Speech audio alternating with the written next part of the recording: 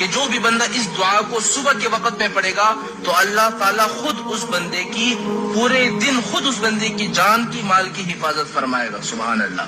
صرف ایک مرتبہ دعا پڑھ لینے سے اللہ خود اس بندے کی جان مال کی حفاظت کرے گا. اور جو بندہ اس دعا کو شام کے وقت میں پڑھ لے تو شام سے لے کر صبح تک اللہ تعالیٰ خود اس بندے کی جان کی مال کی حفاظت فرماتا ہے.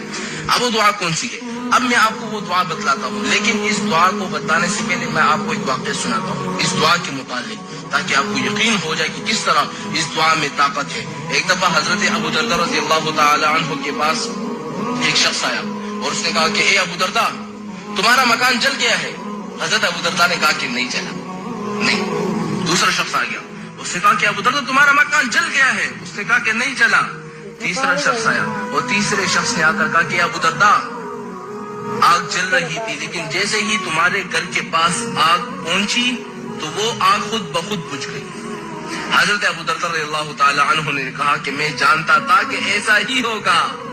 لوگ حیران ہو گئے کہ آپ کو کس سے پتا؟ آپ غیب کا علم جانتے ہیں کیا؟ کہ آپ اللہ ہے جو آپ سب کچھ جانتے ہیں؟ کہا کہ نہیں، میں جانتا تھا کہ میرے مکان کو کچھ بھی نہیں ہو سکتا. کیوں؟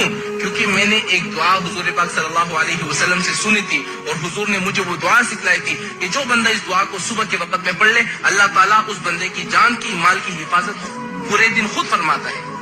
وہ دعا کون سی ہے؟ تو میں آپ لوگوں سے کہتا ہوں، اگر آپ لوگوں کے مکان ہے، آپ لوگوں کی دکان ہے، کاروبار ہے، آپ چاہتے ہیں کہ یار ہمارے کاروبار محفوظ ہو جائے، پورے دن جان مال کی حفاظت ہو جائے، تو اس دعا کو صبح کے وقت میں ایک دفعہ پڑھ لو. پورا دن تمہارے دکان کی، مال کی، دولت کی، سب چیزوں کی اللہ تعالیٰ خود حفاظت فرمائیں گے. اب وہ دعا کون سی ہے ذرا آپ نوٹ کر لیں.